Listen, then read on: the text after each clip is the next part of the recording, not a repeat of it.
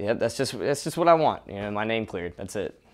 I'm sure you do. Oh yeah. That's what the police chief put out. He said that this was a publicity stunt. He's not at all. If you were to call this a publicity stunt, man, you have to call my whole life a publicity stunt. This is it's just who I am. You know what I'm saying? I like to have fun. You know, I believe God's given me a life to enjoy it. I've had a lot of people reach out to me and just tell me how awesome they thought that was, how they got goosebumps watching that video and seeing all the people that are my age singing the national anthem. And it's like, you know, that wasn't my thought process, but, you know, I feel like, you know, God's going to move through that, you know. I am who I am, and I don't want people to think anything different. It just started, you know, catching fire. Like, it was crazy. News for Jax, they were the first people to be on it. And the guy there interviewed me. We went down and shot some out in front of First Street in Margaret. And then Action News got a hold of it, and they want to interview me, you know, messaged me on Facebook.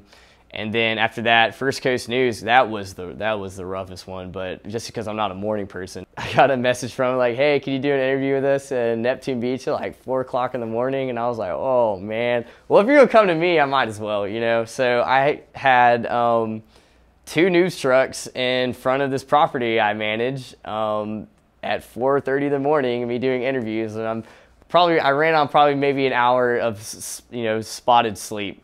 Sure enough, they messaged my Jacksonville page, a Fox reporter did, and he's like, hey man, I'm with Fox, you know, National. Is there any time to talk about your, you know, your incident that happened? I'm like, yeah, heck yeah, I can talk. And so I talked to her, and she initially said that they were gonna fly me out to New York for a Saturday morning national anthem playing outside of their studio, and I lost it. I was like, oh my gosh. She's like, yeah, you know, call your attorney, make sure, you know, it's cool with him. And I was like, you know, I know he's not going to care at all, but I'll talk to him first. And then I called him, left a message. He never got back to me, but I was like, heck with that, dude, I'm doing this. She's like, well, actually, we're going to move it to Friday morning, and you're just going to do it from downtown Jacksonville. And I was like, oh, you know, it's still sick. Like, I was like, I'm going to be on national news, whatever.